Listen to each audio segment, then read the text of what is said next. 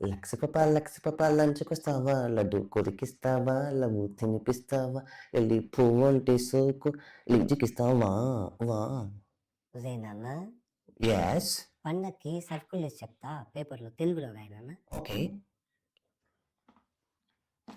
సరే చెప్పన్నా. ఫస్ట్ శనగపిండి శనగ పిండి తెలుగులో రాయనన్నా. అంటే తెలుగులో హో నువ్వు ఇంగ్లీష్ మీడియం కదా, అయితే శనగపిండిని ఇంగ్లీష్ రాయని ఉంటారు. శనగపిండిని ఇంగ్లీష్లో ఏదో పౌడర్ అని వద్దులేమ్మా, తెలుగే బెటర్. శనగ పిండి. శనగపిండి కాదురా, శనగపిండి. ఓ దట్ట శనగపిండి. నెక్స్ట్ బొంబాయి రవ్వ. బొంబాయి రవ్వ.